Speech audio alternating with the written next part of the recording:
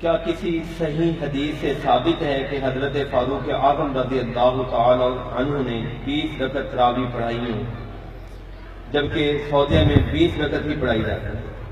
چونکہ پہلی بات تو یہ ہے، حضرت عمر کے نہ تو پڑھانے کا ذکر ہے، حالانکہ میں مناظر نہیں ہوں، لیکن یہ بات جس نے بھی کی ہے اتنی کچی بات ہے کہ میں دھڑلے سے کہتا ہوں، میں 11 بجے تک ادھر ہوں، کوئی مئی کا لال حضرت عمر فاروق رضی اللہ تعالی عنہ نے 20 تراویحاں پڑھائیں جس طرح سوال میں کہا گیا ہے، کوئی مئی کا لال آج رات 11 بجے تک میں ذمہ دار ہوں، میرے بعد میری پوری جماعت ذمہ دار ہے، کوئی مئی کا لال یہ روایت نہیں لا سکتا، اس لیے کہ یہ روایت ہے ہی نہیں، صحیح ضعیف تو بعد کی بات ہے، یہ روایت ہے ہی نہیں۔ وہ جو روایت ہے جو انہوں نے بیان نہیں کی وہ یہ ہے جو کہا جاتا ہے کہ حضرت عمر کے زمانے میں 20 پڑھی گئی، زمانے میں 20 پڑھی گئی۔ اب زمانے میں 20 پڑھی گئی، اب نواز شریف کے زمانے میں ہم یہاں جلسہ کر رہے ہیں اور سوشل میڈیا کا دور ہے، ایمانداری سے بتاؤ نواز شریف کو پتا ہے خانپور میں کانفرنس ہو رہی ہے؟ پتا ہے نواز شریف؟ نہیں پتا۔ حضرت عمر کے زمانے میں اگر کسی نے رات کو 20 تراویح، حضرت عمر کا زمانہ ایران تک سرحدیں پھیلی ہوئی تھی، ایران فتح ہوا، آج تک ان کو یہی تو جیلسی ہے، یہی تو جیلسی ہے کہ یہ سنی ہمارے علاقوں پہ قابض ہو کے بیٹھے ہیں۔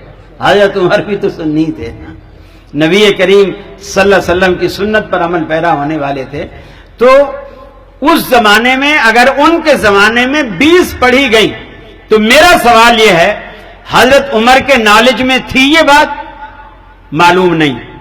حضرت عمر کو کسی نے جا کر بتایا تھا فلاں مسجد میں 20 ہو رہی ہیں؟ معلوم نہیں۔ یہ 20 رکعتیں کس نے پڑھائی تھی؟ معلوم نہیں۔ پیچھے کس نے پڑھی تھی؟ معلوم نہیں۔ کس مسجد میں پڑھی گئی؟ معلوم نہیں۔ تو پھر بات کس بات کی ہے؟ اب آئیے اس کے مقابلے میں موطا امام مالک میں حضرت عمر فاروق رضی اللہ تعالی عنہ عبد الرحمن بن عوف کے ساتھ مدینے کا گشت کر رہے ہیں، رمضان کا موسم ہے، رات کا وقت ہے، تراویح کا وقت ہے، مسجد نبوی کے پاس گزرتے ہیں اور دیکھتے ہیں کہ کوئی اس کونے میں کوئی اس کونے میں علیحدہ علیحدہ، جس طرح کہ اللہ کے نبی نے فرمایا تھا کہ اللہ کو یہ نماز تمہاری بہت پسند ہے اور مجھے ڈر ہے کہ کہیں اللہ تم پر فرض نہ کر دے، تم اسے علیحدہ علیحدہ پڑھا کرو، اور لوگ الگ الگ طریقے سے پڑھ رہے ہیں۔ حضرت عمر نے سمجھا کہ اللہ کے نبی نے 2 باتیں کی تھی، ایک تو یہ کی تھی کہ اللہ کو تمہارا مل کر نماز پڑھنا پسند ہے، جماعت پسند ہے، دوسری یہ وجہ بتائی کہ میں جماعت کو اس لیے ترک کر رہا ہوں کہ کہیں اللہ اپنی یہ پسند تم پر فرض نہ کر دے اور پھر تم اس کو نبھا نہ سکو، لہذا آج اللہ کو یہ نماز کتنی بھی پسند ہو، چونکہ اللہ کا نبی ہم میں موجود نہیں ہے، جبریل ہمارے پاس تو آنے سے رہا، فرض یہ نہیں ہو سکتی، لہذا وہی کرو جو اللہ کو پسند تھا۔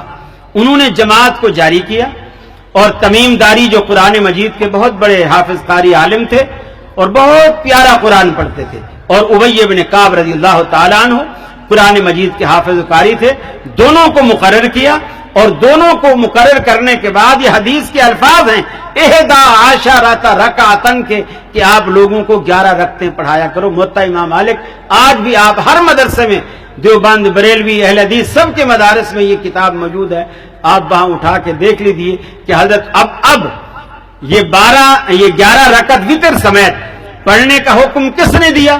معلوم ہے حضرت عمر نے دیا۔ کن کو دیا؟ ابی بن کعب اور تمیم داری کو، یہ بھی حدیث سے معلوم ہے۔ کس مسجد میں پڑھانے کو کہا؟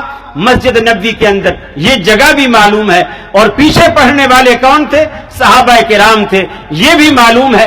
ساری باتیں حدیث میں معلوم ہیں، اس معلوم باتوں کے مقابلے میں آپ مجہول باتوں کو راجے قرار دیتے ہیں، یہ تو پھر اس عقل پر جتنا بھی ماتم کیا جائے کم ہے۔